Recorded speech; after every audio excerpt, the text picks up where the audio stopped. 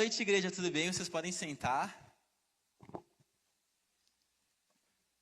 Então, assim como o pastor já falou, meu nome é Samuel. Eu sou casado com aquela moça linda, alemoa, loira, casada comigo há 10 meses, graças a Deus. E, gente, eu sou pregador de adolescentes, jovens e adolescentes. Então, por favor, não se escandalizem se eu falar algumas coisas meio diferentes. Ou dar uns gritos meio do nada, assim. Eu sou acostumado a fazer isso, só que nem sempre as pessoas gostam. Se você não gosta, sinto muito. Eu acho que você orou para o Senhor te dar fruto do Espírito. Quero agradecer ao pastor Adriano pela oportunidade de estar trazendo uma palavra aqui. A palavra de hoje é sobre a alegria no Espírito Santo. Olha para a pessoa que está do seu lado e fala para ela assim: nessa noite tem uma porção da alegria do Espírito Santo reservada para você. Agora olha para a pessoa que está do outro lado e fala assim: para você também. Agora olha para a pessoa, olha para a pessoa que está atrás, na diagonal, olha para uma pessoa diferente aí e fala aí: para você também. Ninguém escapa. Para ti também, Itacir. Que eu vi que... Hoje, gente, sinto lhes informar, mas ninguém escapa da alegria do Espírito Santo. Sabe por quê? Porque falar sobre alegria é falar sobre o reino de Deus. Isso é bíblico. Abram a Bíblia de vocês em Romanos 14, versículo 17. Romanos é uma carta de Paulo aos cristãos que estavam em Roma. É meio óbvio, né? Mas é isso. Romanos 14, versículo 17. Vocês podem ficar tranquilos que eu prego bem rápido. As médias das minhas pregações têm 2h30. É bem tranquilo. Romanos 14, 17 diz assim: porque o reino de Deus não é comida e nem bebida, mas justiça, paz e alegria no Espírito Santo. Olha para a pessoa que está do teu lado e fala assim: o reino de Deus é justiça, é paz e é alegria no Espírito Santo. Não vou falar para o do outro lado, tá? Fica tranquilo. Mas eu estava assistindo uma pregação há um tempo atrás do Nick Moretti, inclusive, para quem é mais jovem, eu recomendo muito as pregações dele. E ele estava falando sobre... Ele falou uma coisa que eu achei que me pegou, assim. Ele falou: quantas pregações que a gente já não ouviu sobre paz? E eu já tinha ouvido muito falar sobre paz, sobre justiça, mas eu percebi que eu tinha ouvido pouco falar sobre alegria no Espírito Santo. E isso começou a me trazer um incômodo. E eu pensei: Senhor, será que a gente está esquecendo de ser feliz? Será que a gente está esquecendo de ser alegre? Porque se nós formos olhar para a palavra evangelho, nós vamos perceber que o evangelho, ele nada mais é do que uma boa notícia. Na verdade, se nós formos olhar para o grego, a origem da palavra evangelho é de um prefixo eu, que é bom. Não que eu seja bom, mas a palavra eu é bom. E angelion, mensagem, uma boa mensagem, uma boa notícia. E essas boas notícias, na cultura greco-romana, na cultura dos gregos, ela era usada em um contexto de guerra. É muito interessante porque várias coisas que Jesus ele pega emprestado, várias palavras que ele pega emprestado, eram usadas em contexto de guerra. Palavra apóstolos, enfim.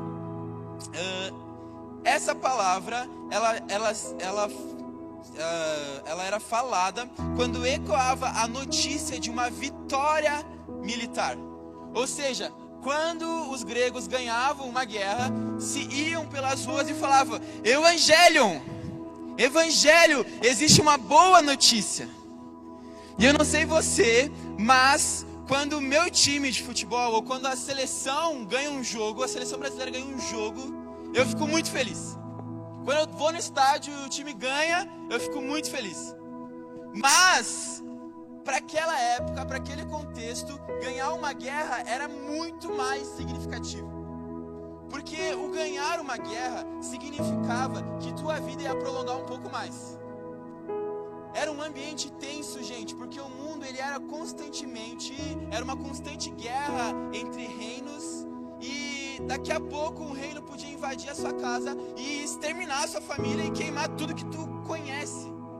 Ou seja, o evangelion, que é a palavra grega, ela é nada mais é do que, gente, nós estamos a salvo. Vocês estão conseguindo entender onde eu quero chegar? O evangelho é uma mensagem, gente, a nossa família vai prolongar. As coisas que nós conhecemos do jeito que nós conhecemos, elas vão continuar, porque nós ganhamos essa batalha, o rei ganhou. Então, o evangelho, ele é essa notícia, nós estamos a salvo. Sabe de uma coisa, no mundo espiritual, você estava como que por morto, você estava perdendo uma batalha, porque nós não conseguimos pelas nossas forças ganhar a batalha que nós temos contra o pecado. Nós não conseguimos pelas nossas forças nos salvar. Nós só podemos ser salvos por alguém que é santo. Nós só podemos ser salvos por alguém que é digno. E o Cordeiro de Deus, que tira o pecado do mundo, ele é digno. Ou seja, quando eu chego aqui para vocês, eu falo, gente, o evangelho do reino é chegado. Significa, o rei nos salvou, nós estamos a salvo. O rei venceu, nós estamos a salvo. Significa que existiu uma lei, de que para que o pecado fosse perdoado, deveria haver derramamento de sangue. Um cordeiro deveria morrer no seu lugar. Só que o cordeiro, ele era insuficiente. Ele era insuficiente para trazer uma nova natureza para nós. E então, o Cordeiro de Deus, Jesus Cristo, ele veio e ele sofreu as dores que nós merecíamos, e ele passou pelo castigo que nós merecíamos, e ele tomou o nosso lugar naquela cruz. E ele tomou sobre si o nosso pecado, tomou sobre si as nossas dores e nos trouxe vida. Olha para a pessoa que está do outro lado. Não, aqui que tu falou antes. Fala assim, isso te deixa alegre? Isso te deixa pelo menos um pouco empolgado? Pode falar, isso te deixa pelo menos um pouco empolgado? Eu também não gostava dos pregadores que faziam isso, mas agora eu sou bem desses mesmo. Então, galera, o rei nos salvou. Nós estamos a salvo. Essa é a mensagem do evangelho. E muitas vezes a gente acaba tomando isso como por comum, porque o evangelho foi amplamente pregado. Nós temos aí pregações com milhões e zilhões de visualizações nas redes sociais. Nós temos igrejas com canais na TV aberta. Nós temos muitos pregadores no TikTok, no Instagram. Inclusive, pregue a palavra no TikTok, no Instagram, nos meios que você tem. Mas nós tomamos isso como que por comum. Isso não é comum. Isso é precioso. Mas também, isso é o primeiro passo. O primeiro passo é nós sermos salvos. O rei venceu, nós estamos a salvo. Beleza. Então é só eu saber disso, crer em Jesus e pronto, acabou. Não é essa a mentalidade que nós temos que ter. Jesus, ele não pregava o evangelho apenas para que as pessoas fossem salvas. Jesus, ele pregava o evangelho para anunciar que o reino de Deus era chegado. E até o termo apóstolo que ele deu aos seus discípulos, ele era um termo romano de alguém que levava uma cultura a outro lugar. Uma nova cultura invadindo a terra é a cultura do reino dos céus. É a cultura do reino. Então, nós pregamos o evangelho para que as pessoas sejam salvas, para que as pessoas se arrependem. Nós precisamos nos arrepender para que nós venhamos ser salvos, mas nós também pregamos uma cultura do reino. E aí que às vezes a gente esquece. a gente vive até o primeiro passo. Mas o Senhor, Ele nos chamou para viver o reino. Abram, por favor. Isso, pode abrir, pode abrir. Eu sei que vocês são rápidos de Bíblia. O pessoal da quarta é crente, né, pastor Adriano? Amém. Glória a Deus. Mateus, não tinha nem falado, né, que era para abrir. Desculpa. Mateus 10.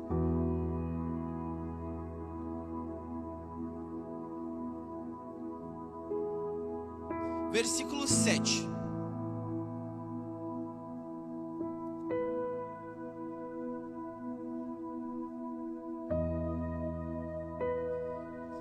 Aqui Jesus ele estava dando instruções para os seus discípulos para que eles pregassem o evangelho do reino. E ele fala assim no versículo 7: pelo caminho preguem que está próximo o reino dos céus.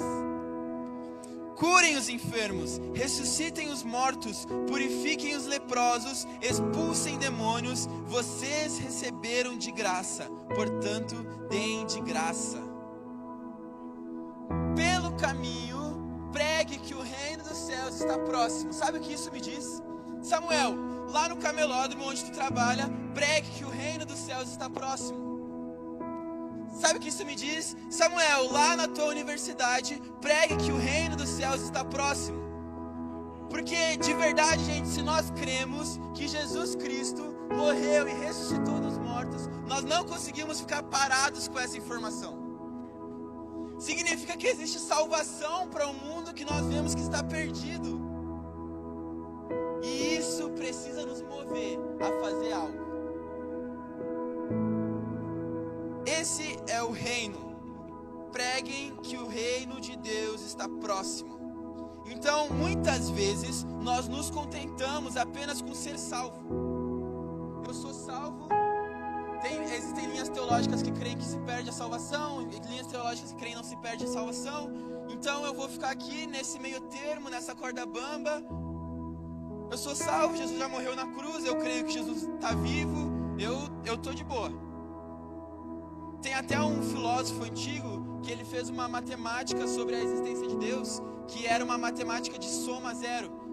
Se eu creio que existe Deus e Deus não existe, eu não ganho nada. Mas se eu creio que existe Deus e Deus existe, aí eu ganho. Mas essa é uma mentalidade medíocre. Essa é uma mentalidade fraca. Essa é uma mentalidade que não te sustenta de pé. Então, muitas vezes nós nos contentamos com sermos salvos e vivemos uma vida cristã medíocre aqui na terra. Nós precisamos, gente, viver uma vida cristã que agrade ao Senhor. Nós precisamos viver uma cultura do reino. Samuel, o que é a cultura do reino? Galera, a cultura do reino é paz, justiça e alegria no Espírito Santo. Quando o reino dos céus invade um lugar, esse lugar, ele é tomado por uma atmosfera diferente. E você que crê em Jesus, eu não sei se todos aqui creem no Senhor, mas você vai ter a oportunidade para isso. Se você crê em Jesus, você é um representante do reino dos céus. Significa que antes você tinha uma natureza de pecado, uma natureza caída, e a partir do momento em que você falou com a sua boca, creu no seu coração, recebeu o Espírito de Deus, você se torna uma nova criatura. Jesus, Ele te traz uma nova natureza. Ele te dá um novo selo, um novo cargo. Você agora é um embaixador do reino dos céus. E para que nós possamos entender essa cultura, nós precisamos viver o que diz lá em Romanos 12, versículo 2. Você não precisa abrir, mas se você tem um bom hábito de anotar, anote. Se você não tem, tenha.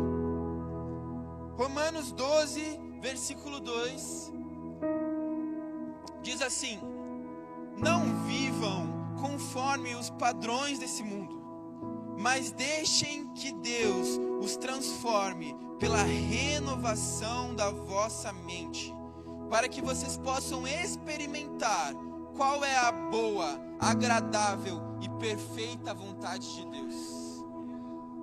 Sabe de uma coisa, galera? Você recebeu uma nova natureza no seu espírito, mas a sua mente, ela precisa ser renovada. ela precisa passar por atualizações. Sabe quando um aplicativo é lançado numa plataforma, ele sempre é lançado de uma maneira que os criadores acham boas, mas conforme muitas pessoas vão usando esse aplicativo, eles começam a descobrir erros, bugs, falhas no aplicativo. E é por isso que os criadores eles estão sempre lançando atualizações. Sabe de uma coisa? O Senhor colocou sobre você uma nova natureza, mas você precisa estar atualizando a sua mente, porque você viveu, sei lá, quantos anos longe do Senhor, e você precisa então receber algo novo do céu. E como que nós deixamos que Deus renove a nossa mente? Existem várias formas. A renovação da mente, ela se dá muitas vezes pela palavra. Você crê em Deus, você crê que Jesus Cristo morreu e ressuscitou dos mortos, mas você não lê aquilo que Ele deixou para você. Isso aqui é a palavra de Deus escrita. Se você não lê a palavra de Deus, você não renova a sua mente e você vive uma vida cristã medíocre, porque você não descobre aquilo que Deus tem para você. Porque você vive algo que você acredita, mas você não entende. Então, a palavra de Deus, ela é uma das principais formas de nós renovarmos a nossa mente, de Deus renovar a nossa mente. Outra forma, a oração. Sabe quando eu tenho um primo meu que é muito meu amigo, que é o Bubu. Ele é muito meu amigo. E desde sempre eu posei na casa dele e a gente sempre conversa muito, dá muita risada. E eu tenho muitos trejeitos parecidos com ele. Tem várias piadas que só eu e ele entendemos. E muita gente fala que eu sou muito parecido com a minha esposa. Que a gente tem trejeitos parecidos, a gente dá risada das mesmas coisas, a gente faz as mesmas piadas sem graças. Gente, isso nada mais é do que convivência, do que intimidade. Quanto mais próximo, quanto mais íntimo de Deus você for, mais parecido com Ele você vai ser. Como você quer se parecer com alguém que você nem conversa? Com alguém que você nem ouve? E sabe, muitas vezes a gente fica na dúvida de como é ouvir a voz de Deus, né? Mas sobre isso, pense que você está que alguém te liga. Quando alguém me liga e é a minha mãe que me ligou, ela só vai falar, alô? Eu vou falar, oi mãe, tudo bem? Porque eu reconheço a voz dela, porque eu tenho intimidade com ela. Mas quando alguém me liga e é alguém que eu não tenho intimidade, eu não vou saber quem é. Então, para que você escute a voz de Deus, para que você tenha a sua mente renovada, para que você saiba que é Ele quem está falando, você precisa ter uma vida de leitura da palavra e de oração. Galera, isso não é um clichê, isso não é um legalismo, isso não é uma lei que a gente te impõe que tu leia. Cara, vai fazer bem para ti, velho. Cientificamente, a leitura da Bíblia faz muito bem. Cientificamente, orar faz muito bem.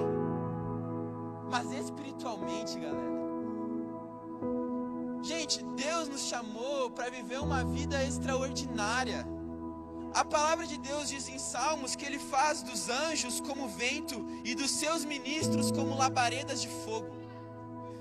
Uma labareda de fogo é algo, mano, eu não sei se vocês já tiveram isso, mas eu sou meio maluquinho assim. E quando tem uma fogueira, por exemplo, no acampamento dos adolescentes, a gente tinha uma fogueira lá e eu fico olhando, cara, o fogo é algo muito incrível. É maravilhoso, como que Deus criou isso, cara? O Senhor, Ele nos criou para ser como labaredas de fogo. E esse fogo, ele é um fogo do amor de Deus. E eu oro para que agora pessoas aqui nesse lugar comecem a sentir o seu coração pegando fogo. Você vai começar a sentir talvez uma queimação no seu coração, e é o amor de Deus começando a entrar no seu coração.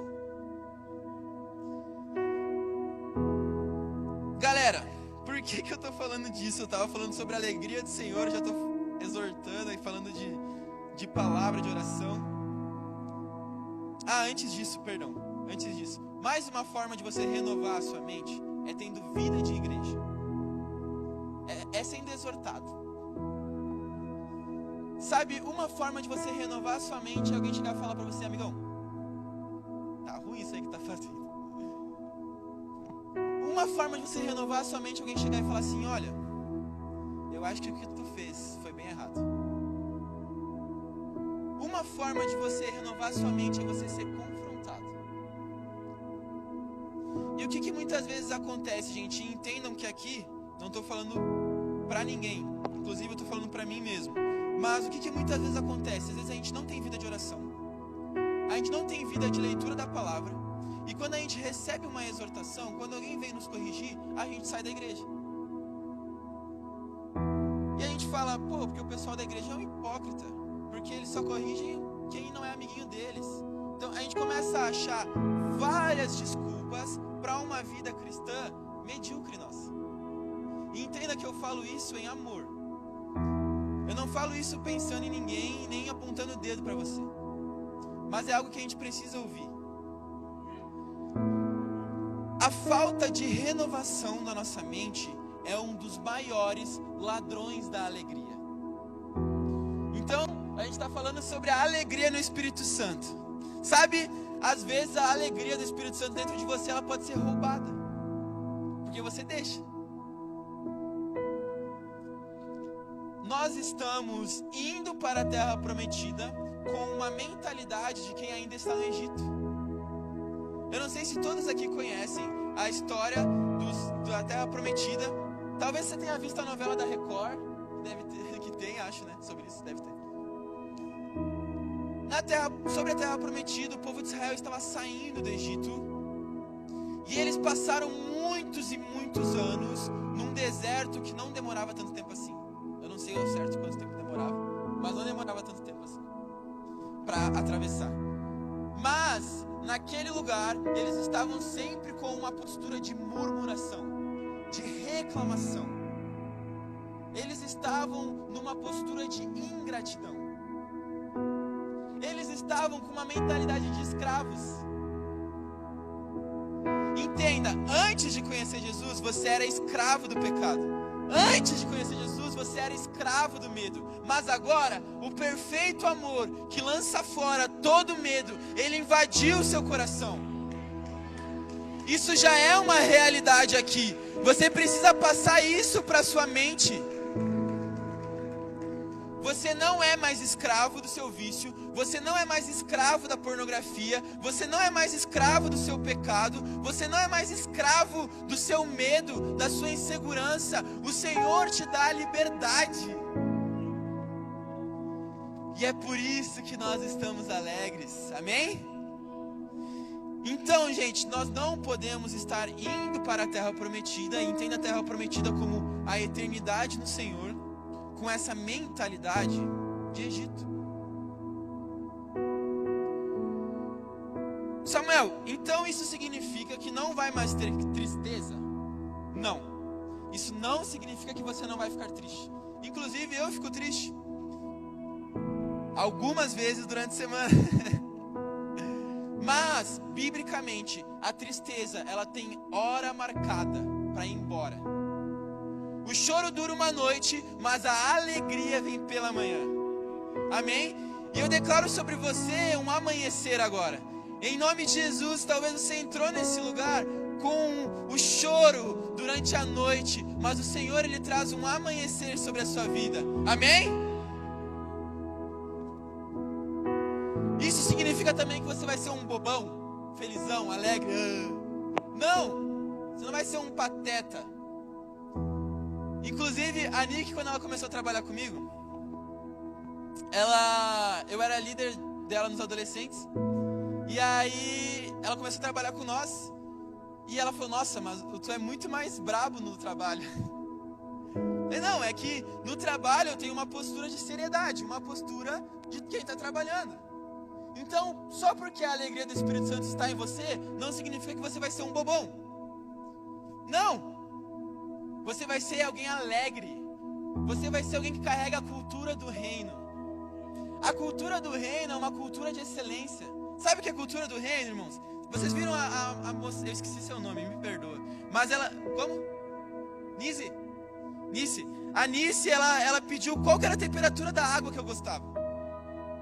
Isso é cultura do reino. Isso é cultura de excelência. Isso é entender que o que Deus está fazendo aqui, Ele é precioso. Então eu quero fazer da melhor forma possível. Não é só mais um culto de quarta. Não é só mais um dia. Não é só mais uma pregação.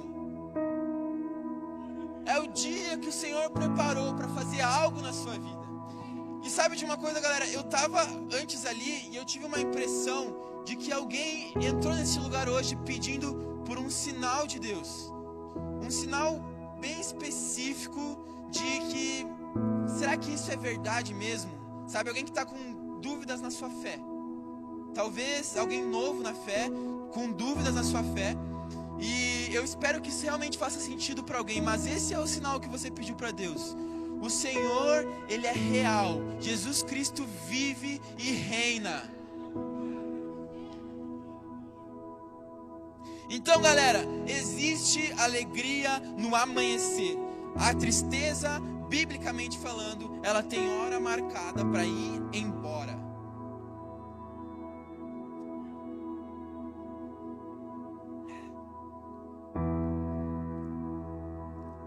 Hebreus 1, capítulo 9. Você também não precisa abrir, mas anote. Nessa passagem, o autor de Hebreus, que eu acredito que era Paulo, mas ninguém sabe quem escreveu Hebreus.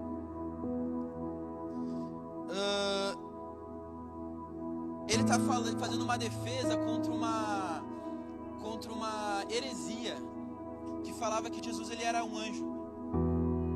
E aqui ele fala sobre como Jesus é superior aos anjos.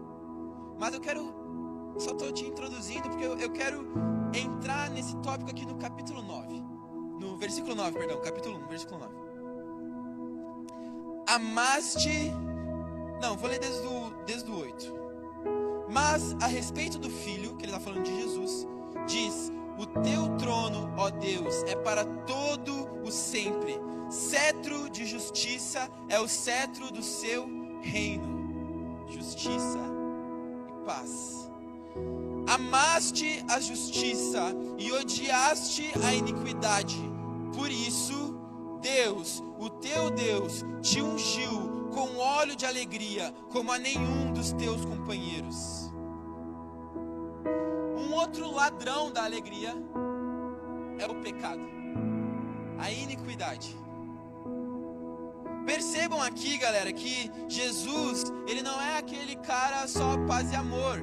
Ele não é um hippie. Jesus odeia a iniquidade, odeia o pecado. E o pecado, ele rouba a alegria no Espírito Santo do nosso coração.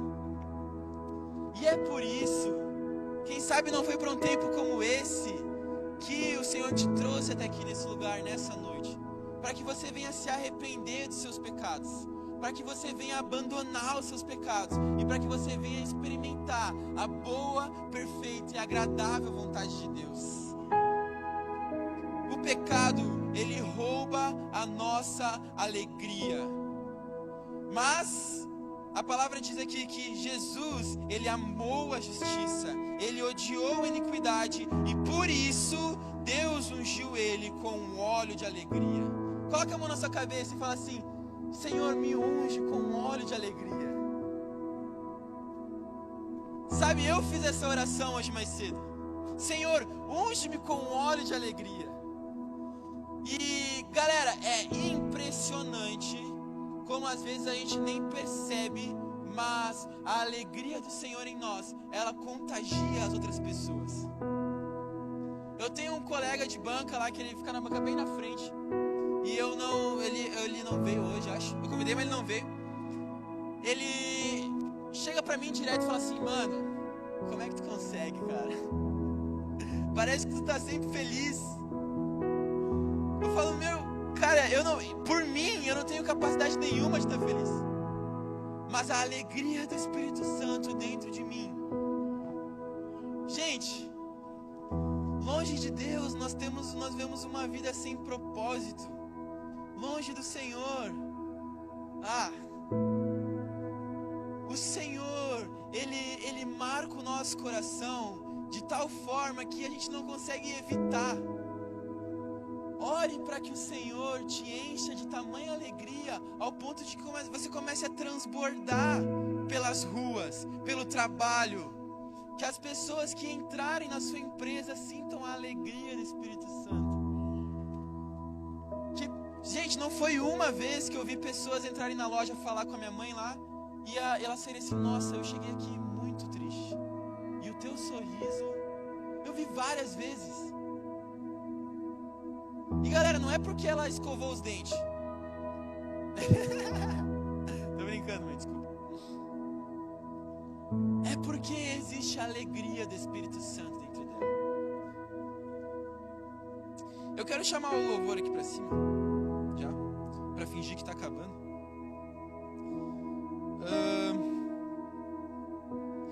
Vamos só recapitular, tá? Que nem eu falei, eu sou ex-líder de adolescente, mas eu sou pregador de adolescentes. Eita. E eu gosto de fazer revisões daquilo que a gente falou até agora. Vamos recapitular então. Nós vivemos o Evangelho do Reino, que são boas notícias. E o reino de Deus é justiça, paz e alegria no Espírito Santo. Nós fomos formados para viver uma vida extraordinária e não uma vida medíocre. Entenda que extraordinária não significa que você vai pregar para multidões. Extraordinária significa que no seu dia a dia o Espírito Santo está ali contigo. E mano, ter o Espírito Santo comigo enquanto eu lavo a louça é muito louco. Ter o Espírito Santo comigo enquanto eu arrumo a minha cama é muito louco. Então, nós fomos chamados para viver uma vida extraordinária e não uma vida medíocre. Para que nós viver essa vida extraordinária, nós não podemos ter uma mentalidade de escravos. Nós precisamos ter uma mentalidade de livres. Nós precisamos renovar a nossa mente. Nós precisamos deixar que Deus renove a nossa mente. Amém? Vocês estão comigo? Amém. Galera, eu sou um pouco carente. Eu gosto que as pessoas falem assim. Amém? Amém? Beleza. Glória a Deus. Aleluia. Isaías 61. Aí você pode abrir comigo, por favor. Mas anota também. Isaías 61, versículo 1 ao versículo 3. É muito massa essa palavra. Todo mundo achou? Amém? Quem achou diz amém. Quem não achou, diz misericórdia. Existe muita misericórdia ainda no local. Vamos esperar um pouquinho. Misericórdia do Senhor. Aleluia. Isaías 61, versículo 1 ao versículo 3.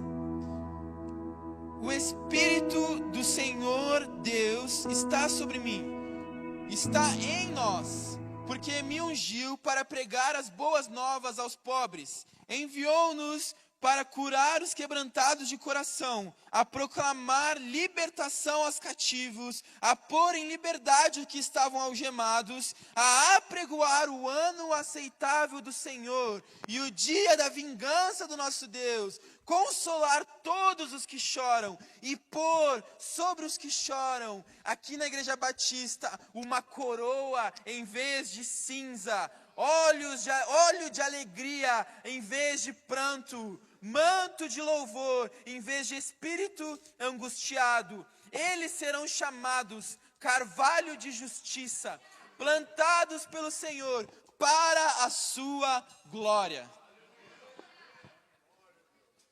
Gente, uau, isso aqui é muito louco.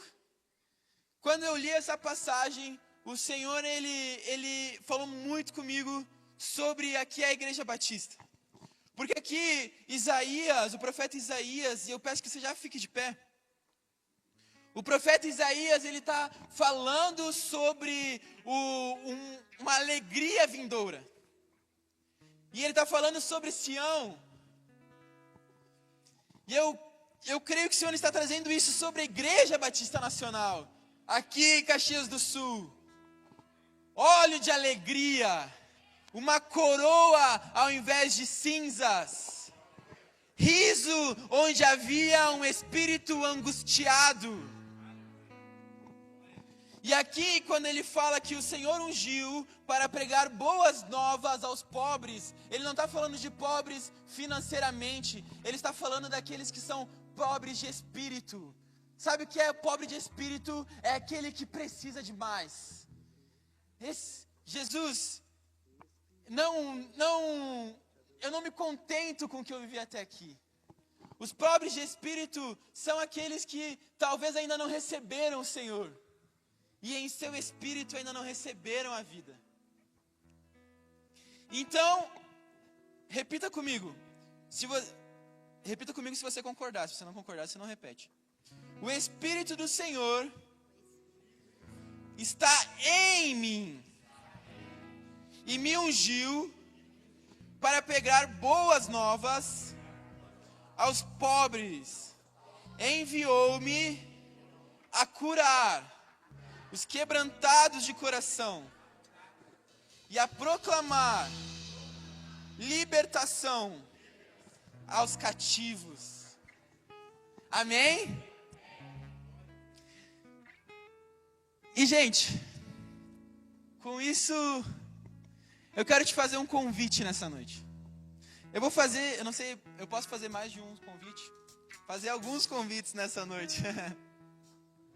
Porque eu creio de verdade que não é só mais um culto de quarto. E nunca foi. Cada culto de quarto, o Senhor ele tem uma porção específica. Cada culto na nossa igreja, o Senhor tem uma porção específica.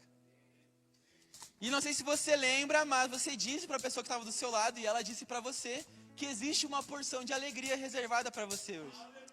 Amém? Vocês estão comigo? Levanta a mão, por favor. Vocês estão comigo? Beleza. Amém. Eu quero fazer um convite aqui. Se você